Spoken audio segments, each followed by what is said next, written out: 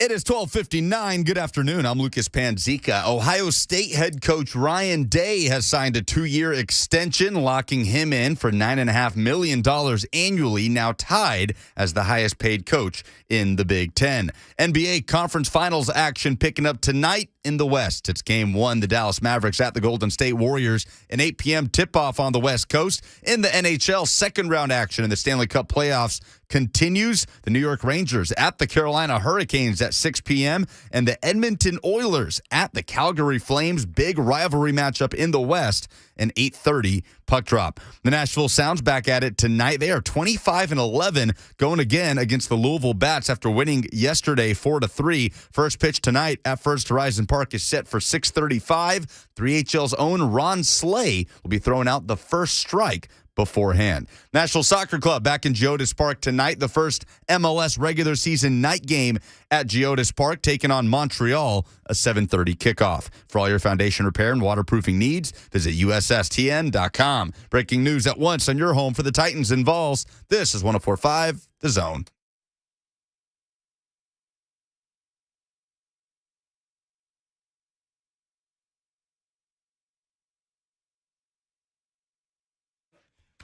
Blaine Mickey, 104.5 The Zone. I think today's our last show. We're all going to go become college football head coaches. So after today, we're going to disperse. It was nice knowing you guys.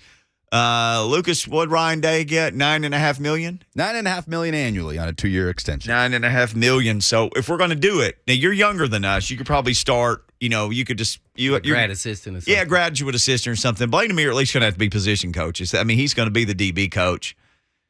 I don't know what I can handle. I could be like an academic advisor for blow-off classes. Oh, in college, yeah. I'm being DC. Okay, so Blaine's a DC. Pro, I'm talking about DB coach, but we talking about college. Well, we want to make $9.5 million. Yeah, I got to get there sooner than later, man. I mean, that'd be basically more than I made in my career almost. At this point, a GA might be making more than a coordinator did in the 70s. Yeah, you're a GA at the right school and getting your school paid for. Well, you go to a big Power 5 school, you may liable be. I wonder what a GA makes. Anybody calls, just let us know on the chat. I can tell you at Arkansas State, it was not much. Yeah, I would say. It was a stipend of some amount. Yeah, it's probably a stipend everywhere. Maybe you kind of give them free housing, whatever that is. Yeah. It could be at a hotel. I don't know. It could be anywhere. Dorm. And then you get Dorm, free meals, yeah. dorm, and then you give them free meals. They can go over to and then you make 30, 40,000. I would think it's more than that, maybe.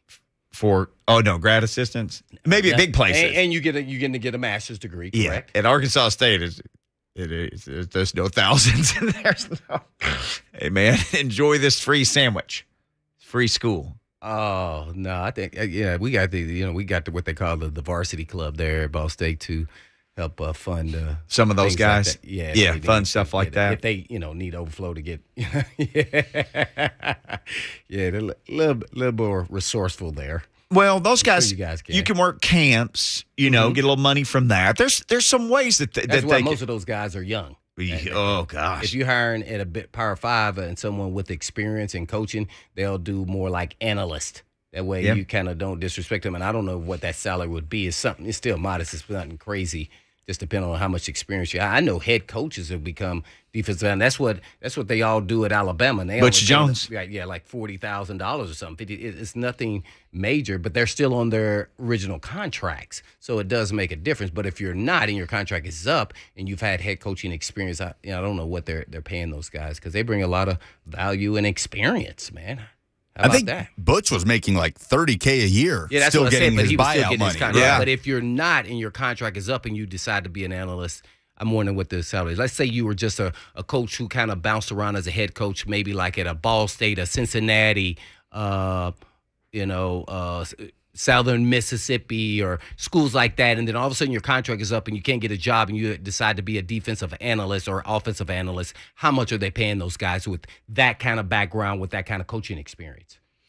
Man, I would think they have to at least give him $50,000. You can't make 30 and because he's like Butch Jones was because he was on a $5 million a year contract that wasn't up for a couple of years. Can be. I guess we're like, hey, don't. One of the things there's so few schools that have the resources to do that. Power 5. Yeah, I mean you're going to be somewhere. Gotta be a power Buddy 5. just texted me and said John Gruden was a GA when I was at Tennessee my freshman year.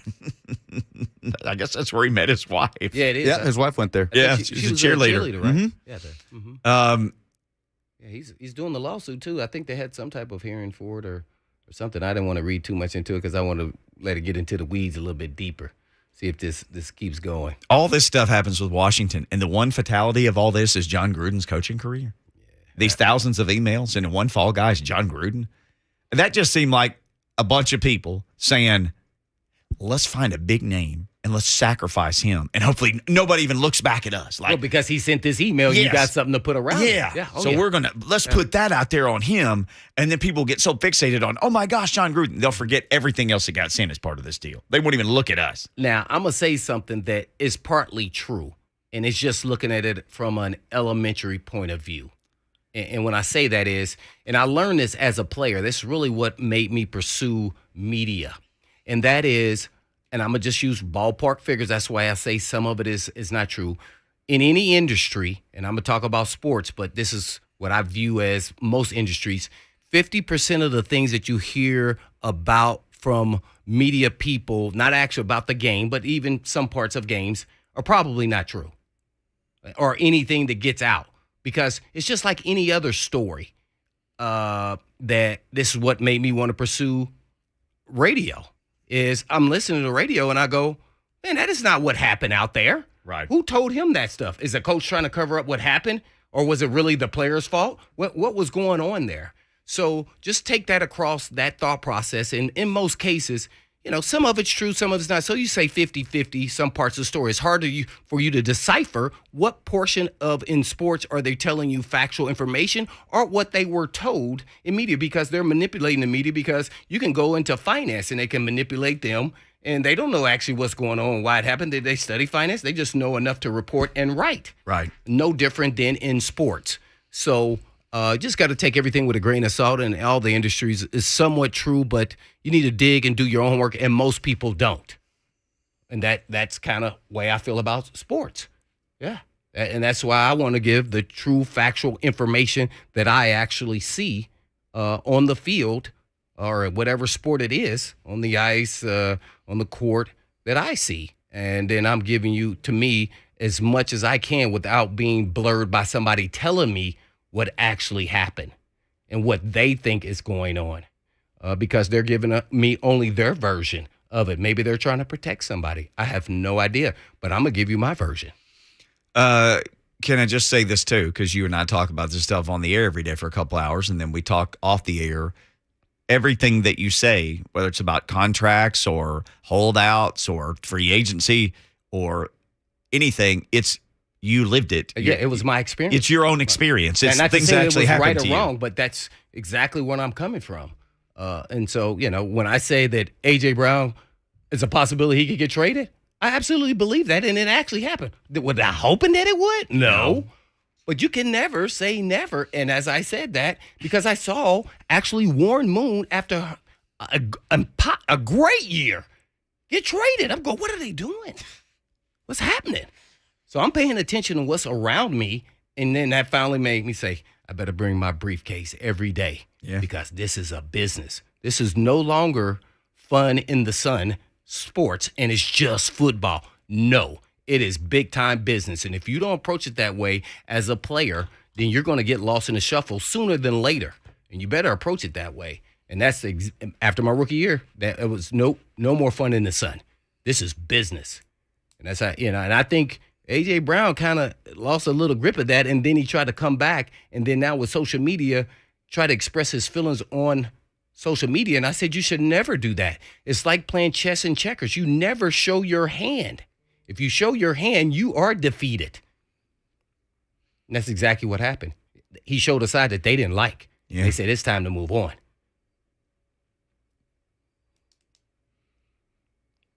And this is, best offensive player on your team. Absolutely. Best offensive player on your team. I'm going to say best player because it's a big Jeff. That the running game is part of the system, and that when A.J. Brown missed, they weren't as good, period. And you can even look at probably the win-loss records. So you got rid of the most valuable piece, and that's what led me to say Tannehill was upset about that, and that it wasn't passed along to him that this was a possibility. And you heard what he said. I was just as stunned as you were. I thought it was a nightmare. Yeah. Mm-hmm. And so I don't think he was too happy. Oh, by the way, we're going to help increase the pieces around you. What was your stat? 66% of the offense is changing. 60% of the targets are gone. Yeah. 66%. Well, the number, I think it was Titans Wire who did a little further digging on that. CBS Sports via Titans Wire. Like 14 guys who caught 2 or more passes are gone from last. Mm-hmm. So I wonder how they sell that to the actual owner if you're saying you're trying to win. If the quarterback goes to the owner and say, hey, you guys are supposed to make things around me a little bit better. Did you know that 66% of my targets are now no longer on the team? And we already know, we don't have to mention A.J. Brown, but that he's part of 66. Yeah. And I'm wondering what the owner says. Or does the owner even know that number is real? Yeah. See? Mm-hmm. You tell them a bill of goods and you tell them why you traded A.J. Brown, which could have been valid. Mm-hmm. But that's not talking about all the other pieces. We're trying to get somewhere to the Super Bowl. And I guarantee you if they knew the whole big picture, they say, hey, whoa. He said what? His agent did what? Well, we may have to look past this because we're changing a lot around him. We probably need to keep the peak, even if we overpay. I just think you want to have the whole entire picture before you make a decision or emotional decision because you got upset with either AJ or the agent said. If he told him you can go piss up a lake and we're not going to do whatever, you got to, hey, whoa, wait, all right, well, this is all fun in the sun and this is negotiations. Work with us here. Yeah. Yeah, see? Or did you just get the picture from the GM and the head coach, which is not the picture you want? You want the full body of work. And actually, you want to verify whatever they said. Mm-hmm. Because you don't know if it's true. If it was me and I'm the GM, and I'm the owner, I'm calling up the agent, myself personally. And I'm asking him, hey, how did it go down? And I want to hear his version before I make a move on a player like A.J. Brown. I don't need to talk to A.J. Brown. He's trying to get the biggest bag he can get. Right. But I'm going to call his agent and ask him. I guarantee you, only Jerry Jones probably doing that. Maybe Kraft. I want to know. I just gave your GM and your head coach extensions. Now they think they're untouchable. Now that would make me, as an owner, I got to make sure that I double check what you're saying. Mm-hmm. That's how I would work. But naturally, I'm not a billionaire. Well, the Preds haven't gotten out of the first round of the playoffs in 4 years? Mm-hmm. And everybody's saying, well, what about Poyle? What about the coach? Are they going to survive? And what did I say? That I think ownership has put them in a bind because there's so many people that Poyle can't make a decision because they're tugging and pulling at him saying, we can't spend this amount of money on this player. Right. Regardless. 16, whatever the number of ownership is that was reported. Meanwhile, the Titans haven't won a playoff game since that run to the AFC Championship, and everybody got an extension. Yep. The coaches did. Yep. Coach, GM, they got an extension. It's interesting. Just saying. I mean, it's interesting. Both made the playoffs. Both haven't, in the Preds case, a series. In the Titans case, a game in a few years now. In one case, we're asking about job security for a GM and a coach. And in the other one, the GM and the coach both got extensions. Everything's great. Like you said, that'll make you bold. Oh, no, man. We're going to get rid of this guy. And meanwhile, the distraction by all the fans is go after Tannehill. Not our fault. Hands up. And he did go out there and throw the picks. Now, don't get me wrong. But there's always another side to why those things happen. One thing I could say is Arthur Smith wasn't there. The passing offense wasn't the same as neither was Tannehill. But we hired a passing game coordinator. I think they recognized where the issue was. Yeah. He was out there getting hit by Chiga Okonkwo the other day in practice. Look at you. What you got to say there, Bert?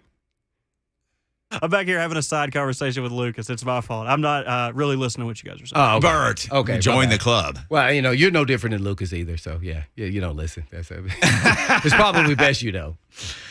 Well, all Hey, Bears, only when people are trying to educate you. all Bears watching. But I mean, you said this from the beginning when Tannehill came back. He stayed away. You said he's going to come. Let the draft happen, then he'll come back. Well, by the time he came I back, said he was going to come back when? after the draft, When did he come back? he came back after the Yeah. draft. I don't know Tannehill. I'm telling you what's going on because I'm looking at it from a bird's eye view. He's like, I don't trust these cats. I want to see if they draft a quarterback in the first round. Well, they did a couple rounds later. Yeah, and he wasn't happy about it. Not his job to mentor the guy. He wasn't asked that question, as I pointed out. You did. He was not Great. asked, are you a mentor for him? He was asked essentially, what's it like to have a guy in the same room as you who's there to take your job? And he goes, well, it's not my job to mentor him. So he knew he was going to get.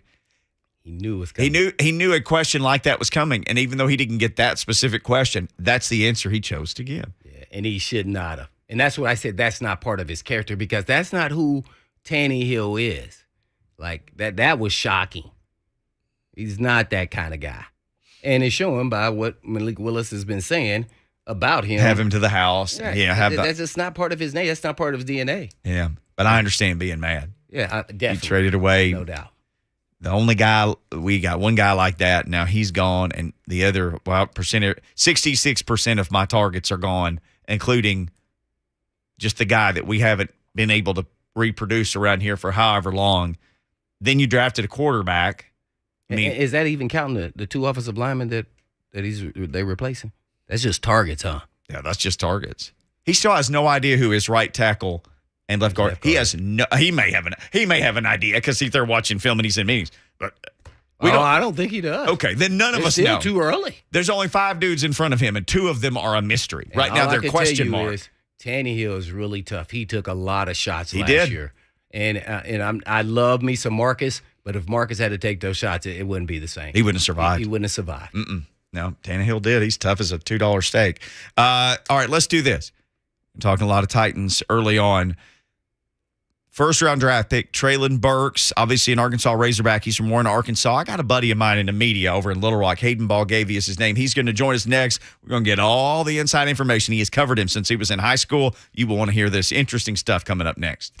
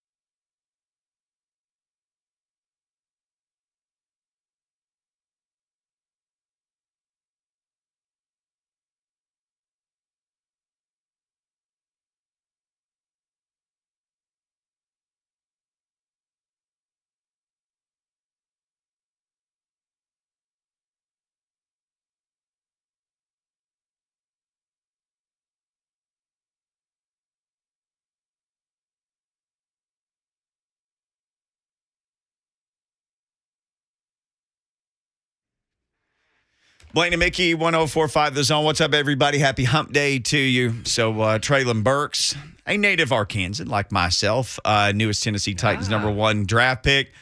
Titans fans expecting big things from him. And we got a guy on the line now, my friend Hayden Balgavy of THV Channel 11 in Little Rock. I expected big things from him, Blaine, when I met him. And now this dude's like a superstar in the media in Little Rock. He was an old baby cub or a wolf or whatever you want to call it. Baby wolf when I knew him. So he was going to school there when you were working there, huh? Yes, sir. And look at him now. He's all grown up. What's up, Hayden? Man, well, first of all, let me give you a shout-out. You're the only reason I graduated college. Keep me out of those frat parties and kept my head down and going to media class over in the building. So, first of all, shout-out to you, Mickey. Can't be big time until you graduate, but, man, we had a lot of fun. Watch this. Before we get started, we've heard so many stories, or Mickey telling stories about Arkansas State. Give us a story. It could be good, bad, funny, whatever, about yours truly, Mickey Ryan. Oh, no. Oh, man. Well, I'll tell you, when I got there, A-State was on, we had some tough times in the football department. We just went through a coaching change, and Hugh Freeze took over. And I worked for the football staff, I shot in the end zone camera, and it was my first year in Jonesboro, and I met Mickey, and I just knew him as, okay, Mickey's a big A-State fan, but, he was in the media, so he kept it professional. And he was always asking the tough questions and, hey, Coach Freeze, what about this offense? What are we going to do this? Well, we go on to win 9-10 ball games. We win the conference championship at home. I'm in the video lounge breaking down film. The media starts walking to Coach Freeze, and Mickey says, hey, guys, hang on, give me 1 second. And he ducks in the video office, and tears just streaming down his face, just saying, it's been a long time. It's been a long time since A-State did something like this. I said, Mickey, you good? I thought you were a professional, man. And he couldn't hold that Red Wolf fandom in, man. I was so happy for him, and we won a conference championship. And man, Mickey, that season with Freeze, man, that was so much fun. Oh, man. Oh, that's a great story because Mickey is taking his time back to there. His eyes are watering up right now. I thought a tear was going to come down, but he stopped it. He was choking up, and he slowed it down. Yeah. We're on with Mickey's buddy, Hayden Balgavy. From Channel 11 in Little Rock. Yeah, absolute legend. You've been covering Treylon Burks for a long, long time. I called you yesterday, and you and me were talking, and I was walking my dog and catching up with you, and you said, I can tell you all about this guy. I covered him since he was in high school, and I've tried to tell people here there's a school, Warren the Lumberjacks, and Treylon is one of 4 guys who went from there to Arkansas to the NFL. Chris Gregg and Greg Childs. Oh, yeah. Jarius Wright. And Jarius Wright. 4, yes. Yeah, one of 4 guys. So, I mean, it's an NFL pipeline, but it's a quiet little place in Arkansas where he comes from. Man, it's a great little town in South Arkansas. Some of the best hunting you could ever do down in Warren, Arkansas, around that area. But you mentioned it, Mickey. There was a group of those guys, and they all went together, Greg and Childs and Wright. And Wright ended up having a pretty good NFL career. And Greg, too, he played for the Bills. But let me tell you, nobody ever had the hype that Treylon Burks had coming out of Warren High School. So I went down, I graduated from ASU, and I moved to Little Rock, started getting into sports, and I started as a sports producer. And one of my first assignments was given to me, and they said, listen, we're going to send you down to Warren, and we want you to do a story, do a package on this 9th grader. I said, man, I know I'm the new guy, but I got to go cover a 9th grader? That might have been something I said, too. Oh, 9th grade? I said, man, 9th grade, Warren's probably a little less than 2 hours south of Little Rock. So I got in my little station car, and I drove down, and I met the head coach down there by the name of Bo Hembry, multiple state championship winner at the 4A level, legend here in Arkansas. And I met, and the practice comes out, and I say, okay, Coach, I'm sorry, I'm looking for this 9th grader Treylon, and they're going on. And he points over, he said, Treylon's right there. I said, Coach, the 9th grader, not the senior wide receiver. I need the 9th grader. And he said, no, son, that's Treylon Burks. And the size of this kid when he was 15 years old was unbelievable. And then I interviewed him. And as humble as a guy as you could ever meet, and he was so soft-spoken when he was a 9th grader, he kind of got into it a little bit, but the physicality and the size of this guy, Arkansas offered him at that time. Everybody wanted him to be a Razorback. They were seeing if he was going to be a Razorback, and surely enough, he was. But I had never seen a kid that young dominate juniors and seniors at that level. He was unreal. Man, some good stories. Story time with my man Hayden Balgavy, THV 11, talking about Treylon Burks. Well, Hayden, I mean, listen to that story. How much pressure was on him to actually go to Arkansas? What was his recruiting process like? What was his final schools? And, I mean, was there ever a doubt, man? Because that sounds like if he went somewhere else, man, maybe people around there might have, started crying like Mickey. There was a lot. I'll tell you, there was a lot of pressure on him, and a lot of people wanted him to be a Razorback. I'm trying to think back. I know he had an Alabama offer, LSU, obviously not too far away from South Arkansas. I'm pretty sure he had a Texas offer, an Oklahoma offer. I mean, all the big schools, especially the SEC ones, had an offer. But the conversation, and this is me in recent memory in the past 15 to 20 years, the only one that I remember as far as a skill position that had the same conversation was Darren McFadden. Because everybody wanted Darren McFadden to go to Fayetteville, out of Oak Grove. Yeah. He obviously goes up and becomes this Razorback legend, but everybody wanted Treylon. The thing was, around his later in his high school career, he tore his ACL. So people did not get to see him play nearly as much at the tail end of his career. But in a state championship game where Warren actually fell short because a guy ran on the field, I kid you not, at the tail end of the game, and they were assessed a penalty, they played the Arkadelphia Badgers. And Treylon Burks made the Arkadelphia Badgers, who became state champions, look like a junior high football team.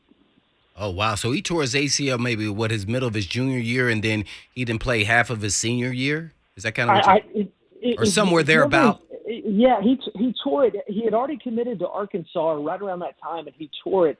And I don't believe he played his senior year. In fact, I think he missed his senior year with that torn ACL. Wow. I'm trying to think back. So he tore his knee, and I know he missed some playoff appearances because Warren didn't make it back to the 4A state title game, but he hurt his knee, and then there was questions going into Arkansas whether he was going to be 100% healthy. And in that first year, he didn't have a touchdown reception his first year at Arkansas. He started and played the whole season, but did not have a touchdown reception. But everyone saw the athleticism and saw the ability, and then his sophomore and junior seasons, he just took off. Yeah. Well, let me ask you then. What coach recruited? I know there was some turnover there. I'm sure it wasn't Pittman, I'm thinking, but Chad Morris got him. Chad Morris, and he was only there 1 year or 2 years. So Chad was a year and some change. Chad made it to his 10th game into his second year. They had an embarrassing loss to Western Kentucky, and he was fired the next day. Barry Lunny, the assistant, took over. Then Sam Pittman was hired in the offseason. Was there any doubt, looking at the road, that he was going to leave even at that point, or did he just not have that much playing time to say, hey, yeah, man, I'm going to leave. There's too much going on around here? Well, there were questions, with the turnover, because Chad Morris came in, and there was a lot of excitement, and a lot of people were excited. And Morris, he's the butt of every joke now about SEC coaching hires.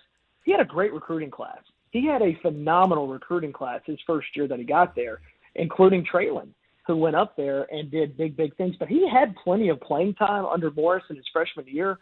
He just didn't have the production. And he had yards. I think he even led the team in receiving yards. He just didn't have a touchdown. In fact, I'm pretty sure he had one or two called back because of penalties, but that Arkansas team was about as bad as it gets. They were awful. Then he comes in and he gets with Kendall Briles, and they really start to form a good relationship. And then Kendall gets that explosiveness, that athleticism, and it kind of turns into, okay, this isn't one of those things where, we may give Treylon this. It's we are going to mandatory give Treylon Burks the ball in every way, shape, or form we can. He did a little bit of wildcat packages. And last year, his relationship with the quarterback, KJ Jefferson, blossomed, where KJ Jefferson would just look down and see 16, and he'd throw it up, and 9 out of 10 times, 16 caught the football. Mm-hmm. Wow. Hayden Balgavy, my buddy, THV 11 in Little Rock, Arkansas. By the way, I'll brag on him a little bit here. He went straight from school to Little Rock with no tiny little TV market in between. He's a big timer, and he's given Blaine and me some of his time. So you mentioned how well-rounded he was and how they used him in different ways. He was the kick and punt returner as a freshman, and was really good at both. He also had several carries. He averaged like a little over a carry per game there, but his carries increased each year. His targets, his catches, his yards. The only thing he wasn't good at apparently was throwing the ball. I saw he was 0 of 7 as a passer, but he threw it 7 times. He did. I'm telling you, when the ball was in his hand, and there was a couple of those situations where you go back and watch film and people will yell, "No, Treylon, don't throw it." But I think, anytime a wide receiver gets a little call to be a quarterback, I think a couple of those games he just decided, man, I'm chunking it up there and I'm going to hope and see what happens. But he did it all. The only thing he didn't do was kick extra points. Well, he probably did that at Warren if he's like most superstars. So he's got really big shoes to fill. They traded A.J. Brown essentially right before they drafted him. In all that I've seen and read and what I feel like I know about this guy from talking to my friends like you who covered him, I know there's pressure always, but he seems like the type of guy who wouldn't focus on something like that. He would just focus on being the best version of himself. Does that make sense? Mickey, he's had the spotlight on him since he was 14. He will never shy away from it. I don't think pressure really gets to him. And let me tell you a little bit about his personality. Is this guy is as humble and is just a good old country boy who loves to deer hunt and watch westerns. In his all he loves to do when he's not on the football field is watch John Wayne movies and go to the deer woods. I mean, he's a South Arkansas guy through and through. And he just connected with his teammates, and they just resonated with it. Hey, man, do you want to go do this? Do you want to do this? And Treylon just go, man, I think I'm going to go home. They had a big projector, film room projector in the Razorback complex, and he'd go up there and put John Wayne movies on, and he'd just sit there and watch them and just hang out the complex. But he's just so down to earth that I understand filling the shoes of A.J. Brown, a big fan favorite in Nashville. I think he's just going to go, and he'll probably tell you this over and over again when you guys get to interview him in the media. He goes, man, I'm Treylon Burks, and I'm going to be the best Treylon Burks I can be. Yeah, that's what he said. Yeah, essentially, that's kind of how he was. I was looking for some information about him when he got drafted. I actually found something you had retweeted. So my co-host here, he was in the library when he got drafted by the Houston Oilers, Blaine. But I saw that somebody had tweeted, a Little Rock media member, and you had quote tweeted it. He was out fishing the day before he got drafted. Burks. He caught a mess of fish. He was just out fishing and excited to catch his fish. Yes. Well, Mickey, what's so funny too is so he had a draft party up in Searcy, and a lot of friends and family gathered, and his grandmother sitting beside him, and they're sitting there talking, and he's talking to some family members, and his grandmother goes, "Oh my God, I'm so excited you're going to Nashville right down the road. You can keep on fishing. I thought you were going to go to New York and not be able to go up there and fish and hunt anymore." I'm so happy hearing that. Yeah, I'm sure we got some people who listen to the show find plenty of places to take him, to put a tag on a deer or, catch him some fish. Hayden Balgavy, my buddy, media member, THV11 in Little Rock, joining Blaine Bishop and me right now talking Treylon Burks. Well, Hayden, I got a chance to have a conversation with him, and I guess on the Titan, draft, day, I guess extravaganza on the weekend at the stadium, and he was telling me, you said he's a hunter, fisherman, that he hunts boar. I'm not a hunter, so with a knife though. Is that right, or did I get that all wrong? I looked at him, and his mild, humble, demeanor kind of threw me off, and I go, a guy who hunts boar with a knife is not as, let's say, mild-mannered than we think. So is there something I'm missing here? Well, that's what we asked him too. I said, man, you go be a Razorback and you're killing your own kind now? What's going on, man? You're stabbing boar. But that was the legend of Treylon, is that, he would go hunt boar, but, he would just have a knife on him. And people go, what in the world? That's exactly what I said. That's just his oasis. He puts that aggression out on the field. He'll embarrass a defensive back or a safety and jump on top of them. But, he's as mild-mannered as it gets. So I think he just gets that aggression out when he's running routes and when he's chasing boar out in the middle of the woods in South Arkansas. All righty. Well, I'm going to ask you kind of on the other side of that, was he doing a lot of fishing and hunting boar? Because he came to rookie camp, and I think he was a little out of shape. I'm just saying that's kind of how it's been perceived from afar. Sure. So You- do you see something like that? And that could happen to a lot of, especially first rounders, because you're obligated to do so many things with the travel and everything. But I'm not going to make excuses for him, and I don't think he would. I can't wait till we get a chance to have a conversation with him about it. But, have you heard that kind of conversation that maybe he went to training camp a little out of shape? Or have you ever heard anything about, he wasn't really ready to go and now he's up to speed? Well, he's hunting all those deer and that boar, man. He's got to eat something when he gets done with it, you know. But, I understand a big deal was made about the combine and his 40 time, and we Yeah. talked about that. And it had been discussed here, too, in the Arkansas media about, man, Treylon, you know, he kind of disappointed at the combine. Is he a little out of shape? He doesn't quite look with the speed. But if you go look at separation between wide receivers and defensive backs, there was almost nobody better in the country with the ball in his hands now, yards after catch, than Treylon Burks. And I don't know. I'm not a combine guy. I understand that you got to look at this, and that's what scouts do. I'm just telling you right now, when he gets in between those lines, there's not a better athlete that I saw in person than Treylon Burks. And I'm talking Alabama defensive backs. There's one in particular play you can catch on YouTube. Yeah, I where think I've Arkansas watched was it playing already. Alabama. He told KJ to ISO, and they sent 4 receivers to the left. He goes to the right and says, KJ, throw me the ball. And the quarterback, KJ Jefferson, takes a 3-step drop. He launches it, and he outran 2 Alabama defensive backs, and it wasn't even close. Yep. So I can understand if somebody says maybe he's a little out of shape. The intangibles can tell you one thing. I just, for me personally, what I've seen on tape and in person, he looks like a machine out there. Well, speaking of a big play, and goes to all the SEC, especially when you talk about Alabama and the programs that continue to produce DBs, I guess what would you say was his greatest highlight when he was at Arkansas? Because I saw this one-handed catch I thought was pretty unique. I think it was with his left hand, but I wasn't watching Arkansas football on a weekly basis, so I can just tell you what I saw. Yes. You tell me since you were covering. Well, I just mentioned the one against Alabama. I think it was a 60 or 65-yarder. He had a catch last year, his sophomore year against Ole Miss in the corner of the end zone, where I was actually shooting the game. I'm in the corner end zone, and he reached out and had a one-handed catch, and this is 2020 Ole Miss, and he caught the ball, and I shot it with my camera and my viewfinder, and I hit pause afterwards because I said, there's no way that's complete. He didn't catch it. And he had one of the most amazing one-handed grabs in the back of the end zone I've ever seen any athlete do. Nobody in the stadium thought he caught it. And he was pleading with Pittman, review it, I caught it.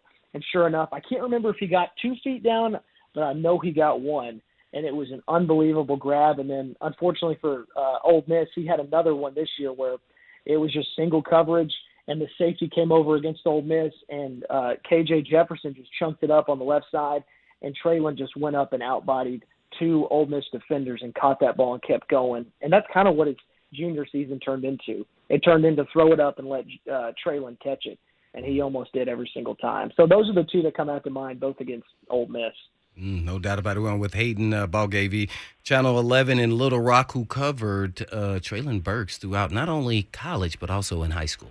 Hayden, hey, man, I know you're busy. I appreciate the time today and you sharing some time with us. I always talk about all my A-State kids and how proud I am of all of them, and just know that you are counted very much among all that, man. You're doing great, and I'm just proud to know you and how great a job you're doing down there in Little Rock, and look forward to seeing you in person hopefully this fall at a state game, and certainly it was great talking to you today, buddy. Oh, Mickey, man, great to hear from you. Thanks so much. It's an honor. It's a privilege to be on, and go Red Wolves, man. We'll get up to Jonesboro sometime soon. That sounds good. Look forward to seeing you. Appreciate it, Hayden, All man. right. Good stuff. Thank you, guys. Yes, sir. Hayden Balgavy right there. You can follow him. It's at Hayden Balgavy. Balgavy is the last name, THV11 in Arkansas. If you want to know everything that's going on in Arkansas, and I know you do, so just follow him.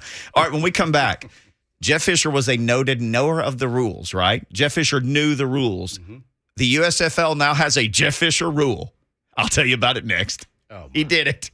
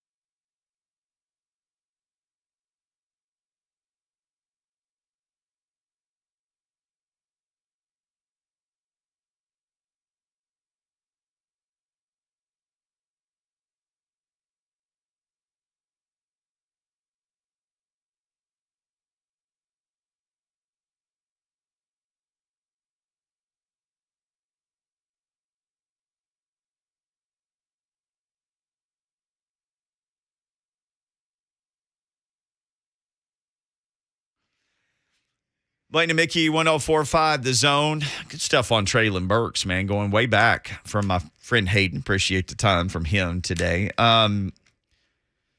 So Jeff Fisher, coaching in the USFL. He's coaching the Michigan Panthers, although I don't know if any of those Panthers have ever actually been to Michigan. All the games are played in Birmingham. But cost-cutting reasons, which was smart by the USFL. Mm-hmm.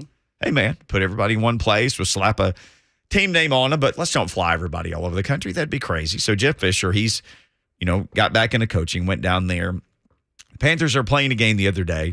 Fisher called a timeout in the game because he wanted to change from a 1-point attempt to a 2-point attempt. So he called a timeout and tried to send out the 2-point play, and he was told, no, that's against the rules. The rules said you got to go for one. You've already committed. You can't change the decision, even with the timeout. So Fisher starts petitioning the league during the game. This is not right. Well, nope, you got to do what you got to do. So he wrote up a proposal that coaches could change the extra point selections if they used a timeout. He called Mike Pereira, who's the head of officiating, longtime NFL guy, and they voted on a Zoom call, all the decision makers in the USFL, and changed the rule. Oh, right. So Fishbone successfully changed the rules of the game. Well, I mean, he was on the rules committee for the NFL, so that doesn't surprise me at all. Yeah, especially if he's passionate about something that shouldn't be there or should be there. Yeah, it tells you who Fishbone is. And that's what I said. Managing the time of a game and knowing the rules, Vrabel's getting real close, but Fishbone is number one. The only thing that surprised me about this was he didn't already know that rule. That surprised me. Oh, well, yeah, that was a little surprising. Because in the NFL, there'll be a penalty, something happens, and teams will be like, okay, let's just send out the 2-point crew since it's only 1 yard. Let's do it. Mike Pereira said that that Fisher called him and said, well, who wrote the rule? And he said, I did. He said, well, can I propose a change? I mean, it does make sense to me, Pereira said. So Fisher wrote the proposal that the selection could be changed. Pereira assembled a committee of Fox and USFL executives and read it aloud and asked for a vote on a Zoom call. And everybody raised their hands and said, yeah, that's fine. So Fishbone out there getting the USFL rules changed. I thought you'd get a kick out of that. The Jeff Fisher rule. Yeah, man, that shows right there his influence from his past history, and then I think he should go into politics. Politician right there, man.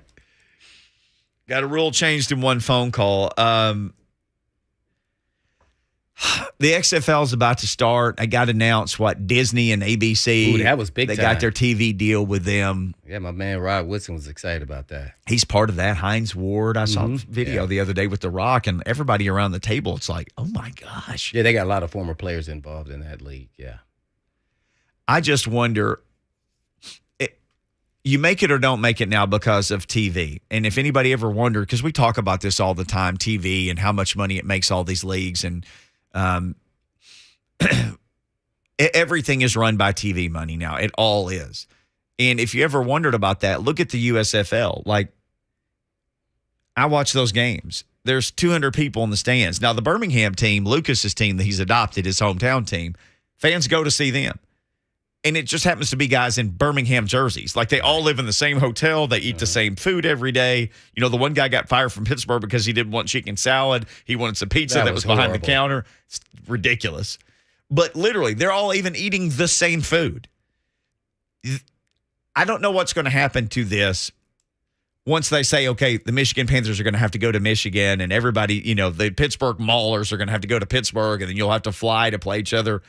I wonder how long they can just say, if you play in this league, you just play in Birmingham. Because it's working. Because the overhead, I guess. I mean, some hotel rooms in Birmingham and some chicken salad sandwiches every day, and you're good to go. And you're making no money at all from the gate. Zero money. Except for maybe when Birmingham plays. Again, because they've been adopted by the town. Nobody else. You're making no money. By the time the players give their 4 free tickets away to their family members who come, you've sold no tickets to almost all of the games. But the games are on TV, and TV pays the freight. I just wonder how long they can keep it going. It's going to be tough. I have no idea. That's the big business. Well, with TV contracts, you would think it can continually survive. So that alone, just having a TV revenue is enough to keep you up and ticking. You would think. Yeah. It doesn't look good, though, when a lot of people aren't there. Oh, it looks terrible. But, I mean, you just kind of take that when you watch it, okay, it's Pittsburgh versus, Because the Birmingham team always has a nice they have crowd. a nice crowd. Mm-hmm. They get into it. I mean, imagine being on that team. And every time you play in the same stadium, all your games are right in the same place. You run out and you got fans there and everything else. And, your friend who plays for the New Orleans Breakers is like, hey, man, it's 175 people at our game last night. Yeah, Birmingham. Even Lucas went to the Birmingham game. Prometheus said, I like spring football. It's an okay product. It is an okay product. It is. And it's funny because some of these guys who are playing in the USFL, you couldn't be on an NFL roster. It's not like Logan Woodside could go, hey, I'm going to go play in this league real quick and get some reps, and then I'll just come back for the fall. It's not that. It's only guys who aren't on an NFL roster. So you've got the however many hundred guys that are – every NFL roster could be 90 guys right now. So 90 times 32, whatever that is, that are NFL football players that currently on a roster. So you're outside of that number of people to make enough teams to play in the USFL. So now you're going to double that number basically to have enough guys to also play in the XFL. The one thing about this is I think the USFL guys, maybe they make 40, 45,000 or whatever it is. Mm-hmm. It at least gives guys a chance to keep playing football if they want to. Well, to get noticed, and that's what their dream is, to get a shot. And, a lot of people always ask, how do you get a shot? Well, it's really hard just to get a shot. So it's a privilege to even get into camp. Yeah. That's what all these guys are striving for. If you're still young, you got a shot, and you're within a 3-year window, because at some point, you get to a certain age, you got to think this ship is over regardless of what leagues are available. You start getting in your late 20s, it's a young man's game. And if you haven't got a shot, you probably – you could, but it's going to be a short window if you do. And in watching the games, they'll show a guy's past experience, and his last play in the NFL might have been like 2018. Mm-hmm. Like it's some dudes who've just been out there for a year or 2 or 3 just waiting for another opportunity. Yeah, another opportunity, yeah. Whatever reason it was, whether he was – numbers game, injury, what have you. Especially once you get a taste of it and you can play, that's when it's hard to let go. Yeah, those are the ones I would be like, ooh, that's tough to tell him, hey, man, it's time to move on. Because he knows where he stacks up against the NFL guys. Yeah. That's the tough one. Well, it'll be interesting when all this is over to see who gets an opportunity in the Meantime, NFL. I still get my football fix in the spring, man. So do you, Mickey. Yeah. I watch it. I'm sick like you that. You told me CFL's on strike. What do you say about CFL? CFL is having a labor strike right now. What? I did not know that. Watch this. Bert, did you know that? I just found out. Just now by me saying it. Yes, by okay. you. Shocking. I didn't know that either. Mickey informed me too. I saw this 2 days yesterday. ago. They may have solved it since then, but yes, CFL strike. And one of the provinces had different labor laws than the others. So those teams, like Calgary and they had to wait. They couldn't strike until a certain amount of time after a date had passed because of the province where they are. Oh, my. You guys got a CFL team? You a Blue Bombers man, a Lions man? No, not me. Yeah, I could care less, too. I didn't know if you guys had one. No, Mickey. I love the CFL. Brent Doherty can back me up on this. We were at Titans practice one day, and there was a CFL scout there, and I told him, I said, you need to look at this guy, this guy, this guy, this guy. This guy fits your system perfectly, and then I think this guy could play in your league. And the guy looked at me. Again, if you're listening, he can back me up. That guy said, that's exactly who I'm here to scout. Do you know something? You missed your calling. I should have been a CFL scout. Could have been an agent, too, just putting your guys out there. Boy, I could make literally tens of dollars as a CFL agent. All right, we'll be back. Hour number 2 coming up. Jordan Dajani with the NFL headlines and a whole bunch more coming up next.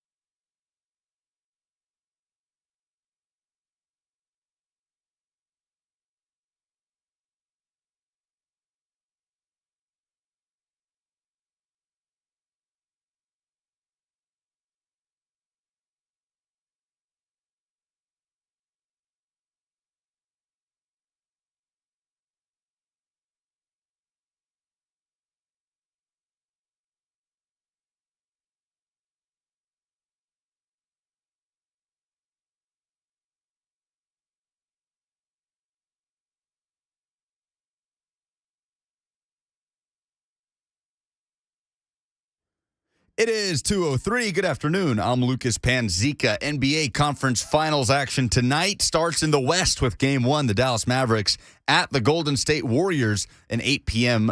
tip-off. And in the NHL, the second round of the Stanley Cup playoffs continuing, the Rangers at the Hurricanes, a 6 p.m. puck drop. Oilers at Flames, big rivalry matchup. Game 1 starts at 8:30 in the West tonight. The Nashville Sounds take on the Louisville Bats again tonight after a 4-3 win on Tuesday. Sounds are 25-11 this season. Game starts at 6:35. The first pitch or the first strike being thrown out by 3HL's own Ron Slay.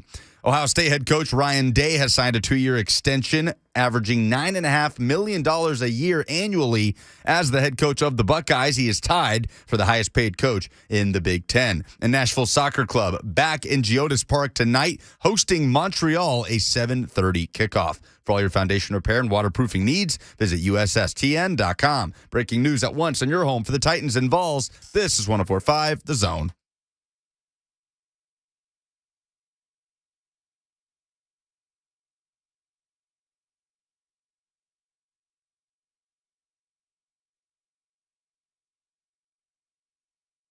Blaine Mickey, 104.5 The Zone. What's up, everybody? Welcome to the midpoint of the week and the show and the sports universe here. It's 2:04 here in the Music City or anywhere in Central Time Zone if you're listening. Had a TV buddy of mine from Little Rock on who covers Treylon Burks. Hayden Balgavy is his name, THV11. You'll want to go back and catch that via the podcast if you missed it. Some really fantastic stuff on Treylon Burks and just about him being essentially a big deal since he was in the 9th grade and getting recruited by Arkansas and now coming up through their program and coming to Tennessee and what to look for with him and strengths and weaknesses and all sorts of things. So it was an interesting conversation for sure to have with him.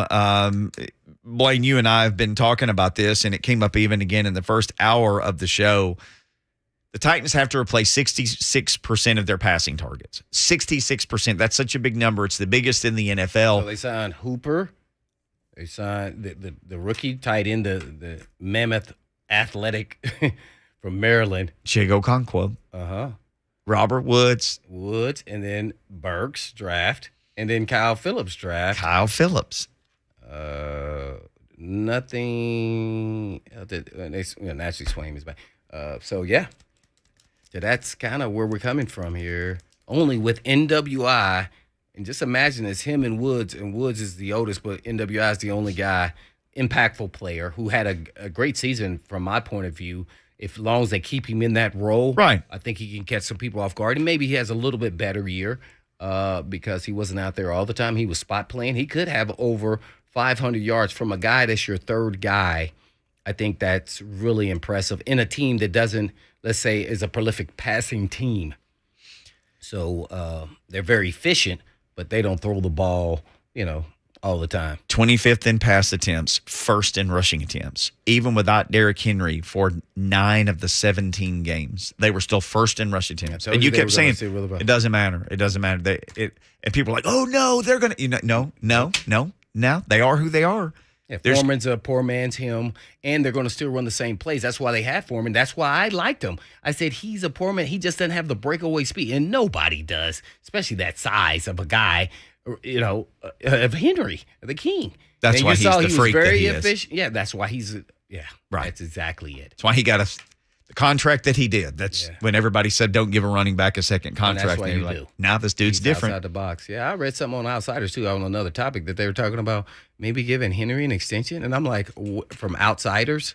And I was like, what? Somebody's putting that out there, and I don't think that's the Titans. There's an article on ESPN.com. Yeah. So you think I saw that? Huh? I did see it. About ESPN.com. Essentially guys who have contracts coming up. It's like 28 guys and their contract status, 28 guys who are going to get paid or expect to get paid or could get paid, whatever. There are different categories. Jeff Simmons is in the category of rookies who came in the class of, 2019? Is that right? I want to say 18 because he's going on his 5th year. 5th year option is in play, correct? Or no? Oh, I've got it. Because remember, we were talking about giving a big contract beforehand. At least I was. And so I think he was 18. 18, 19, 20. 20 on 22. Oh, so maybe it was 19, 20, 21, 22. They would pick up his 19.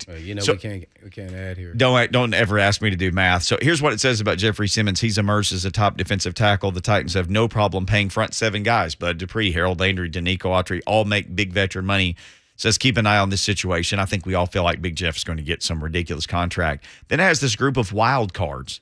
Derrick Henry, 2020. He's not a free agent until 2024. He's got 2 more years under his current deal. This is what it says. He has 2 years left on his current contract, and running backs typically don't get paid early. But I'm hearing the Titans are at least open to a possible new deal with Henry. He has salaries of $12 million with a $15 million cap hit and $12.5 million with a $15.5 million cap hit over the next 2 years. The Titans could lessen those cap hits by extending him by a year or two.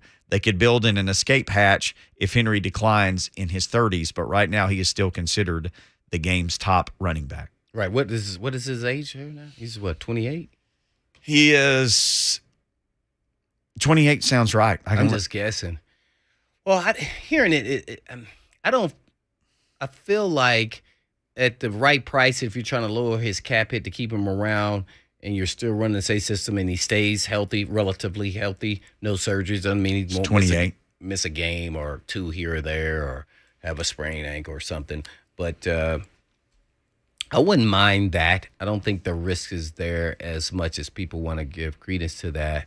But if we're talking about doing a new contract where he gets more dough, like when I say that, I'm talking about on the average, like he gets over that 12 to 15 mark, and then now all of a sudden he's averaging – 20 a year. I would not do that.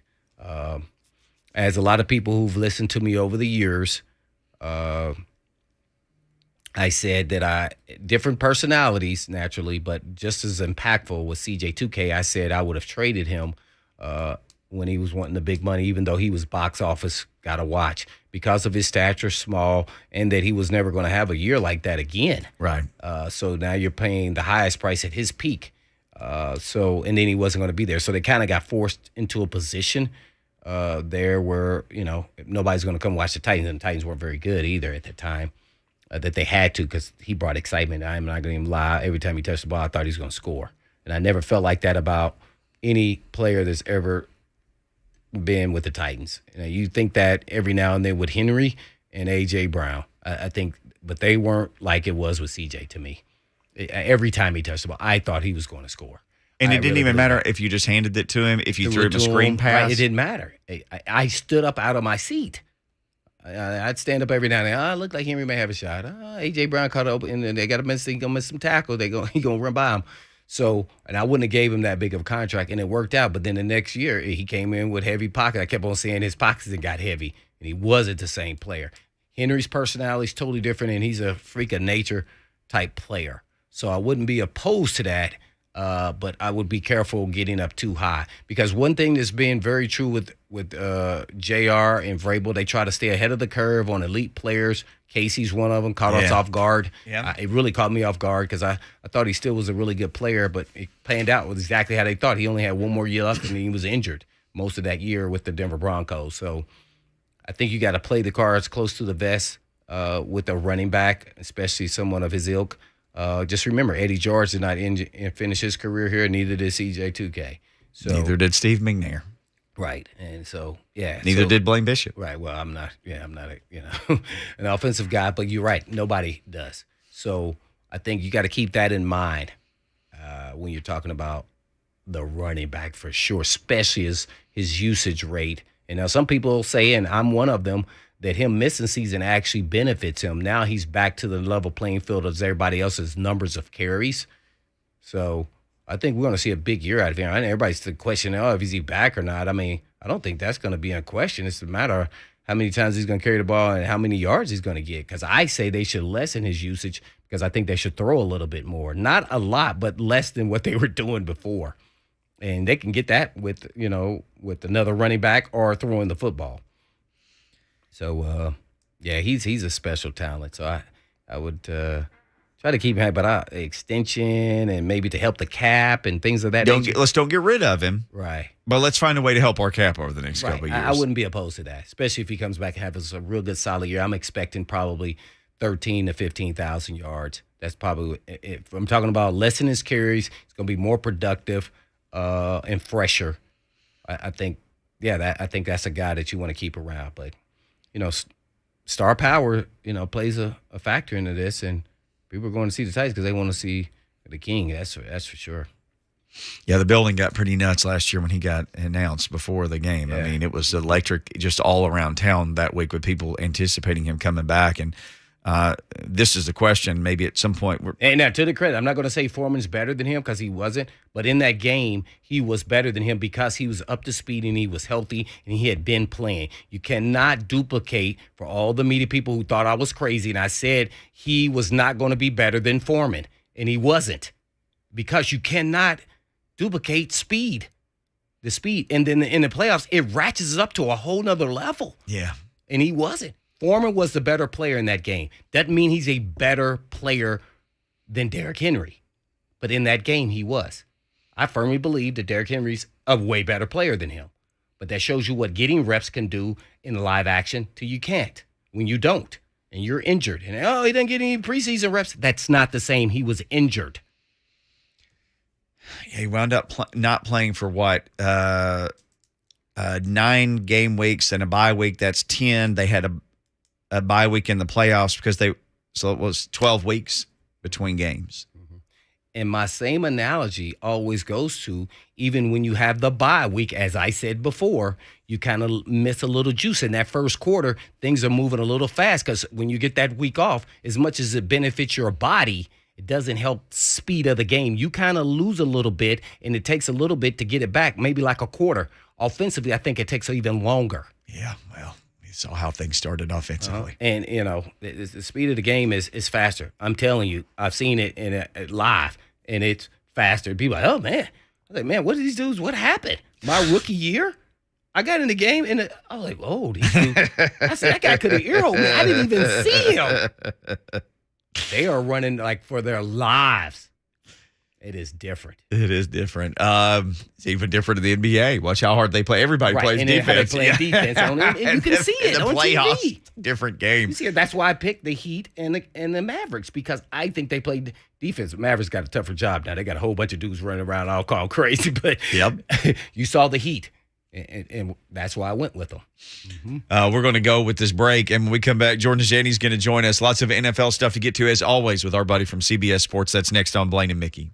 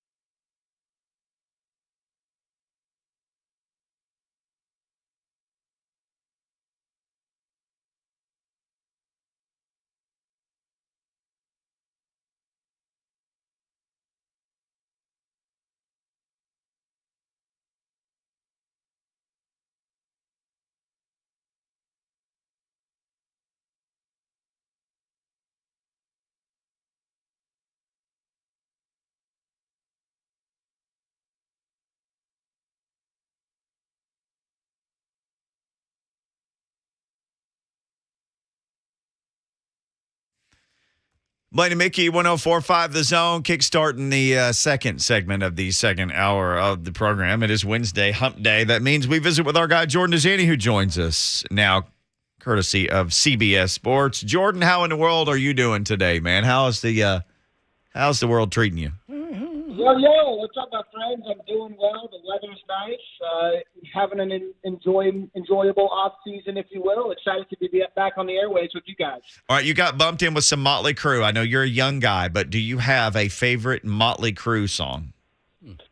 Oh, man, it's funny because I really didn't know much about Motley Crue until recently when I saw a couple of documentaries on them, and they seem like a pretty epic band. But I don't know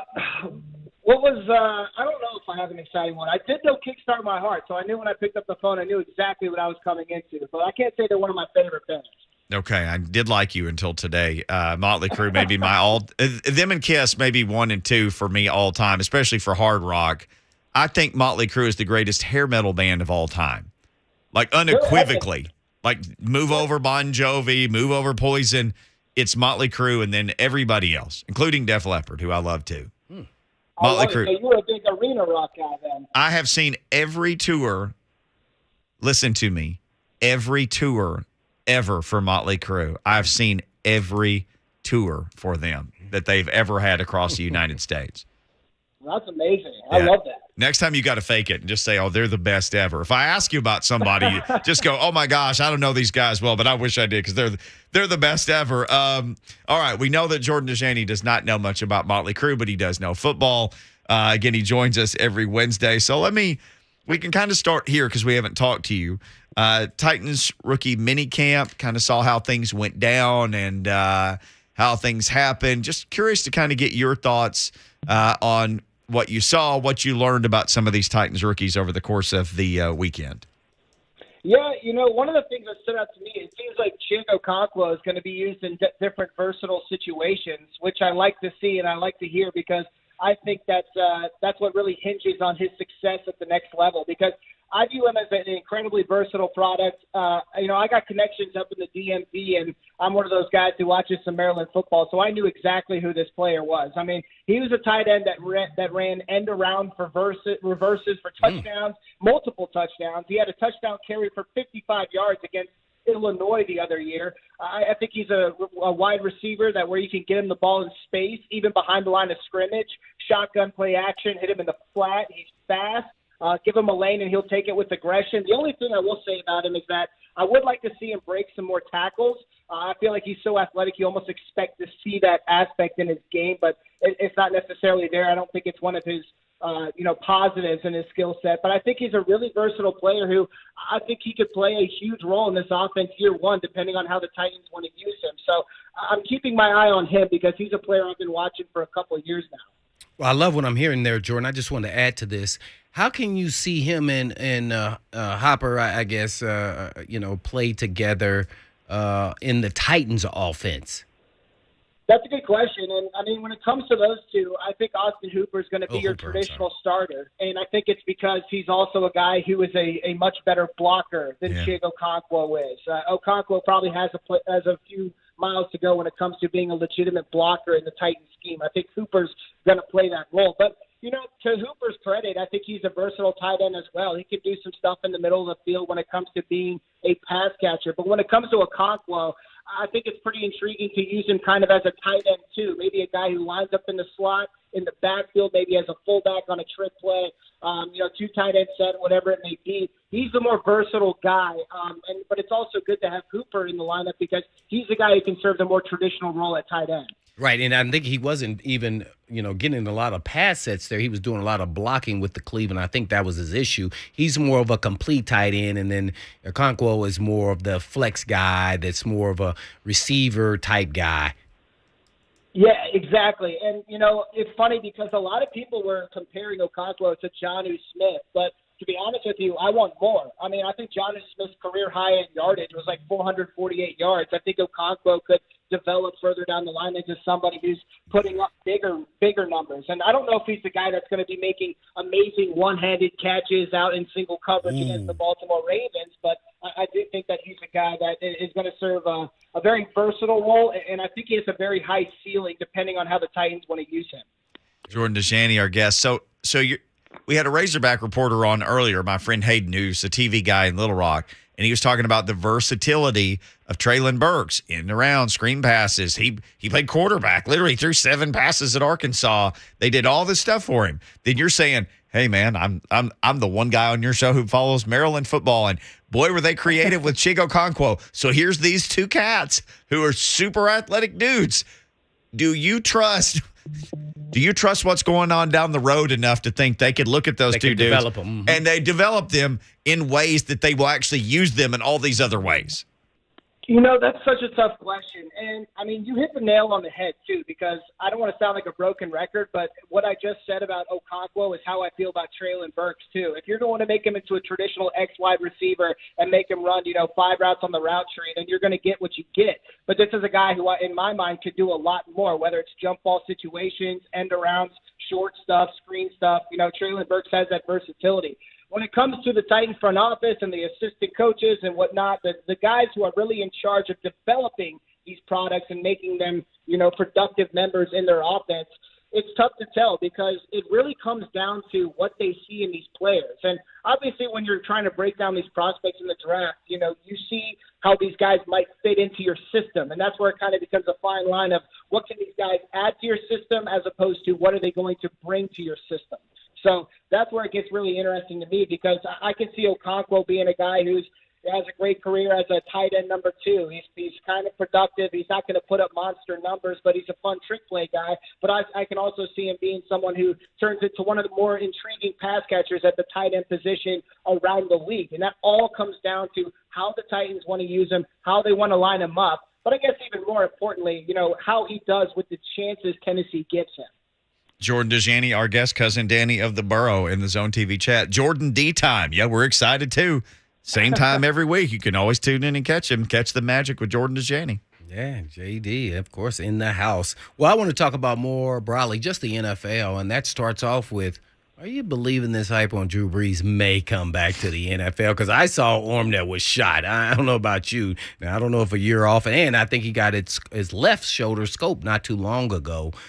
So do you think this is just more semantics and that he's just saying these things, or is there actually a possibility he'll return to the NFL?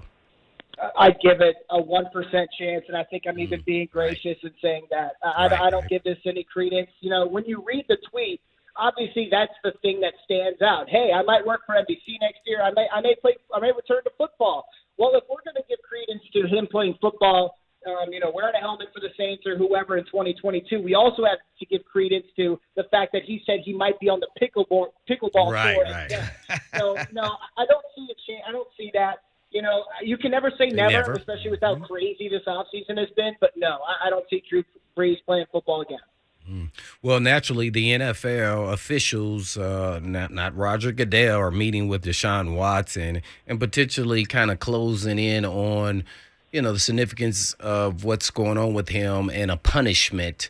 What do you expect to come out of all of this now that I don't know if we're coming to an end, but at least criminally he's not going to be, convicted, maybe civilly. But what do you think is going to happen with the league and the new rules with the new CBA?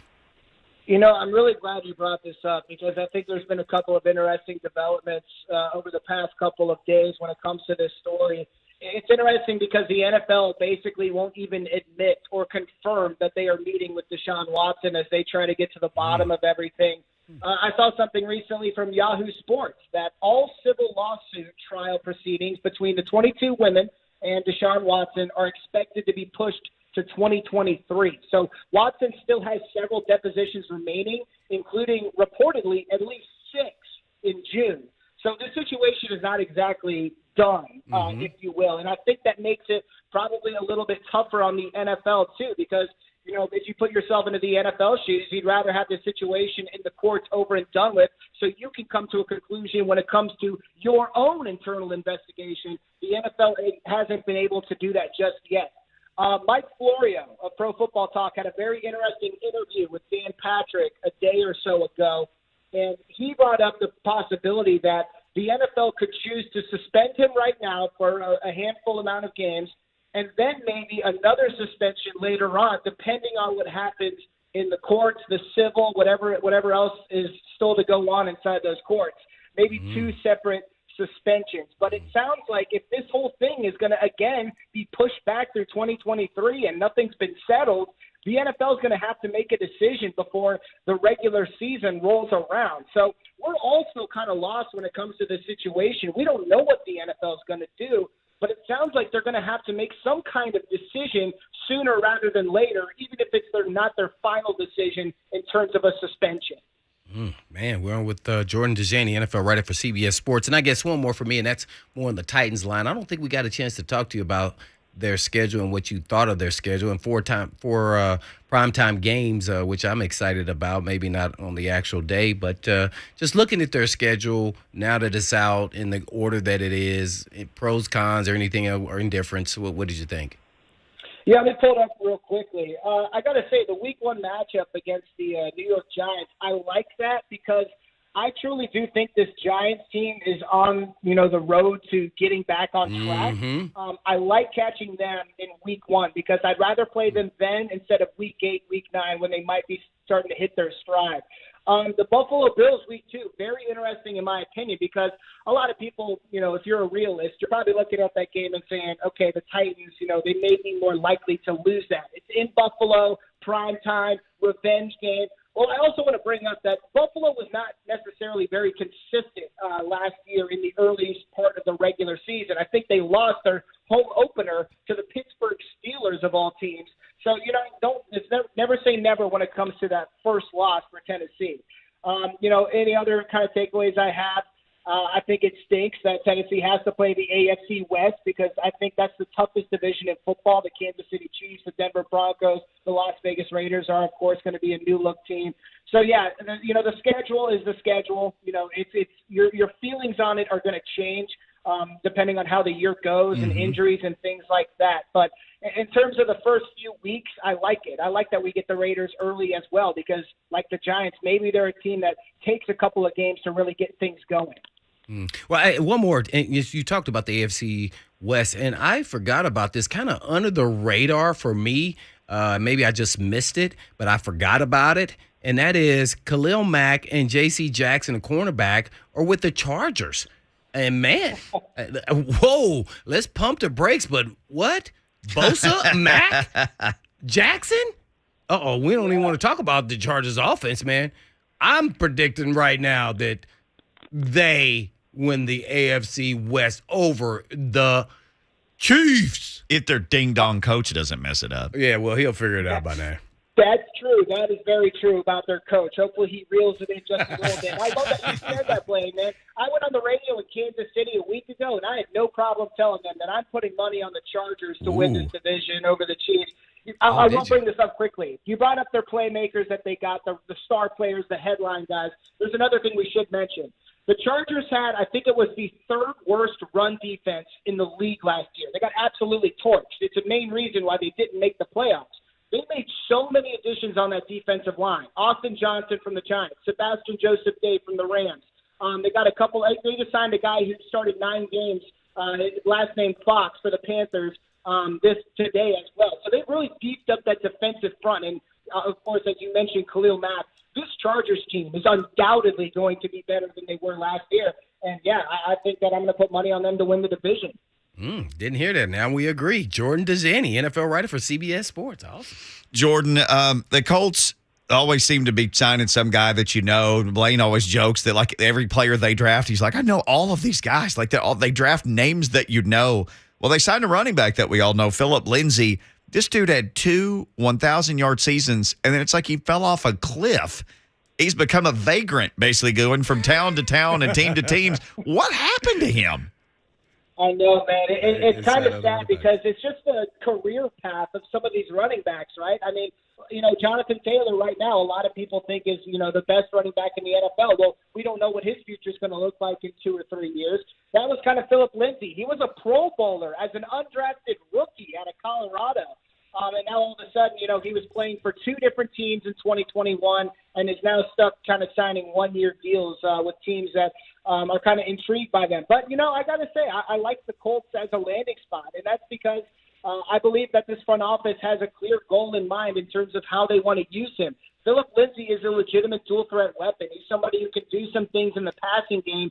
And, if you watch the Colts last year, they certainly like to do that in terms of throwing to their running backs. It's going to be something that makes life a little bit easier on new quarterback Matt Ryan as well. So, you can't – I don't think that Phillip Lindsay's going to return to Pro Bowl form or anything like that, but I do think that he could potentially carve out a role for himself in this offensive scheme. Meanwhile, teams and contracts, there's an ESPN story that listed 28 guys to kind of watch their contract status. And it had a little section down at the bottom, basically like wild cards, and one of them was Derrick Henry. So a lot of people are saying, oh, this is his last year, the window's going to close.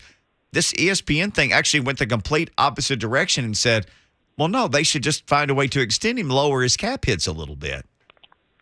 Interesting. I didn't see that story. So ESPN was basically standing on a soapbox for restructuring Derrick Henry's contract, it sounds like. Is that correct? Well, it didn't say it as restructure, and I know that your competition was CBS, but we did think this was an interesting sentiment. It says he has 2 years left on his current contract. Running backs typically don't get paid early, but it may have been Jeremy Fowler. This may have come from him. I'm hearing the Titans are at least open to a possible new deal with Henry. He has salaries of $12 and $12.5 million and cap hits of $15 and $15.5 over the next 2 years.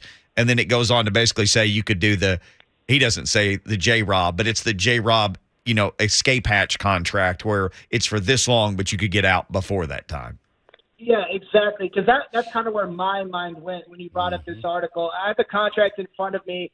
Base salary for this year is $12 million, which is the highest it's been on this contract, and then $12.5 million in 2023. UFA, a free agent in 2024.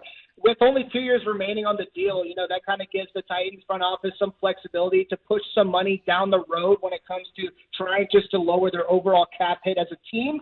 Which is something that I think that maybe they could consider. But, when you're a running back and you're not exactly 18 years old anymore, you want that opportunity to make as much money as possible and kind of play it by ear, year by year. So it's really going to come down to what Derrick Henry wants. And I heard you guys talking about it on the show earlier. Chris Johnson didn't finish his career with Tennessee. Eddie George didn't finish his career with Tennessee. I think a lot of people almost anticipate that Derrick Henry will, and I kind of feel the same way. But at the same time, running backs are running backs, and you never know what the future is going to hold for them. But that's an interesting point. I'm definitely going to go read that article because with only 2 years remaining on the contract, it gives you some kind of flexibility one way or the other. Yeah, he'll be 30 when the current contract ends. He will turn 30 right before not this season, but next season ends. Jordan Dajani, our guest on Blaine and Mickey. Well, Jordan, you were talking about running backs. Man, what did you think about Frank Gore and his boxing debut on his knockout? I mean, first of all, just even training and to be a boxer after all these years in the NFL, I'm like, I think I'm putting him on my ding-dong list. I mean, what? He's like 39. He just turned 39 years old. The dude just keeps kicking. I don't care what sport he's in. He's going to be my draft pick if I'm playing pickup basketball at the Y. He just seems like an athlete that's not going to age in certain ways other people do. I didn't see the full fight, so I wasn't able to see that knockout, but I did see the headline, and I wasn't surprised, man. Frank Gore is an old veteran that can just do whatever he wants in the athletic world. No doubt about it. Lastly, old veteran, what's going on with Rob Gronkowski, the Gronk? Because they did draft, I think, 2 tight ends with Tampa Bay. They already had the other kid. So I'm wondering, I mean, are they going to re-sign him? It seems like they should, but do they actually really need him? Yeah, it's definitely something that a lot of people have been talking about. Let me see. I'm pulling up their draft track right now. Yeah, they drafted Cade Otton out of Washington in the 4th round, and then a guy, Coke Keith, out of Minnesota in the 6th round. So, yeah, they drafted 2 tight ends. I think that's interesting. I think it's also an interesting question because Gronk said something on Instagram recently, and I forget what other teammate he was talking about, but someone said that, they wanted the fans to wear their jerseys out in the stands, and Gronk said, I'll wear it for you. So it almost made it sound like Gronk was not going to be returning to the fold. But I still don't believe that. I still think Gronk is going to end up returning for at least one more run, and that goes even more deeply into all the stuff we've been talking about with Tom Brady, right? His reported escape to the Miami Dolphins that almost happened this offseason. I think that this could be Tom Brady's last season with the Tampa Bay Buccaneers, whether that's as a player or just in the NFL in general. And if that's true, then I think that's more evidence that Rob Gronkowski will eventually return to the fold and play out the season in 2022. But nothing's official just yet. Everybody's awaiting official word from him, but I'm still leaning that he's going to play football this season. Jordan, fantastic stuff, man. Thank you for the time. It always flies by. Nobody enjoys it more than cousin Danny of the Borough, who once again checked in to say how much he enjoys his Jordan vitamin D. Thank you, sir. I love it, man. Appreciate you guys. Thank you. Yes, sir. JD. The one and only Jordan Dajani. Blaine and Mickey, back to wrap things up next.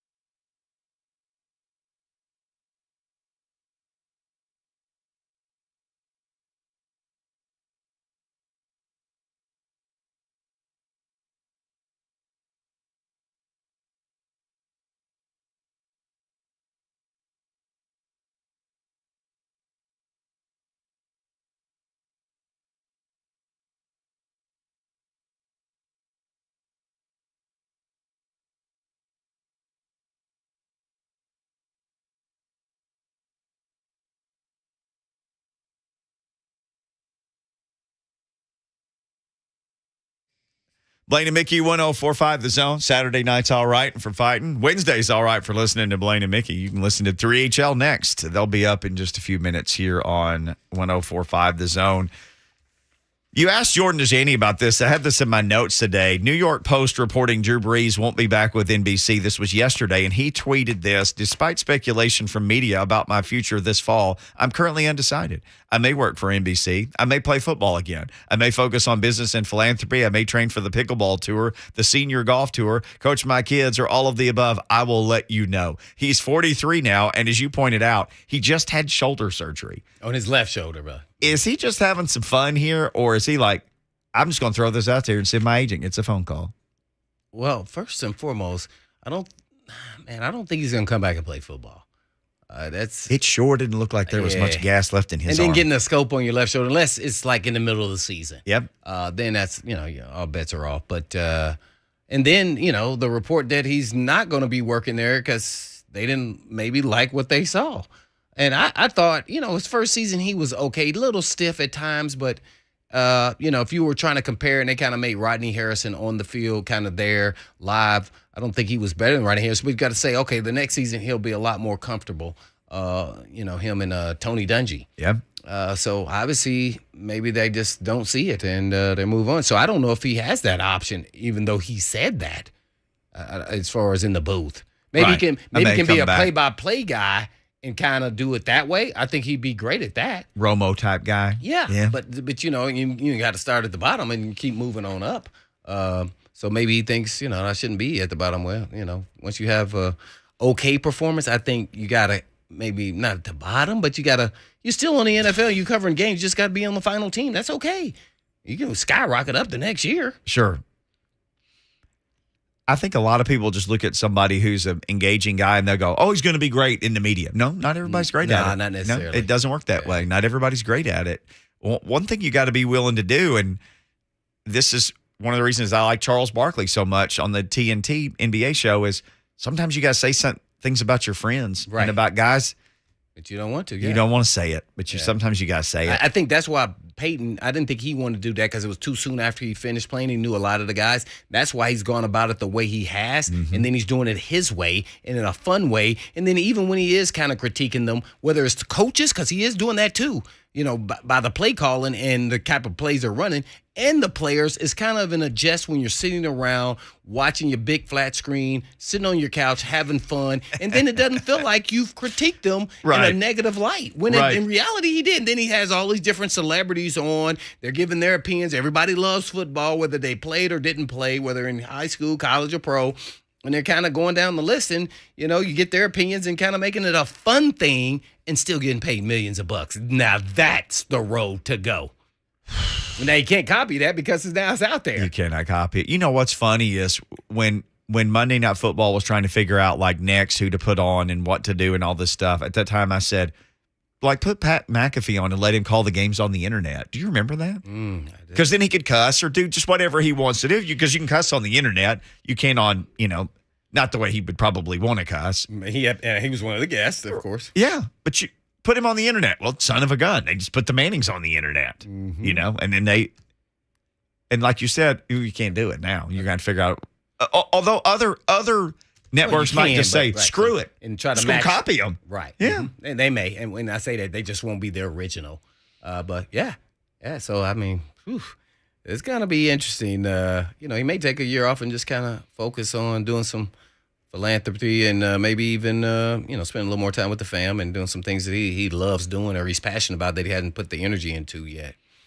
So I think he's going to be successful at whatever he does. It just some things you're going to have to work at a little harder. And I think that's what he was, and that's what made him great as a player. Mm-hmm. Because initially people just thought he was going to be just a good player. He became a great player. So why not doing the same thing or anything else you touch? Typically that happens. Boy, a great player with a destroyed shoulder and came back with from the Chargers. People forget devastating. that he played that. Yeah, it was horrific. You thought, his career is going to be over. No, it just started. Yeah. Yikes. Mm-hmm. All right. Our show is over for today. It felt like it just started. Yes, it did. 3HL's coming up next. Yeah, thanks, Bert. And Lucas. Yeah. In the meantime. In between time. Peace.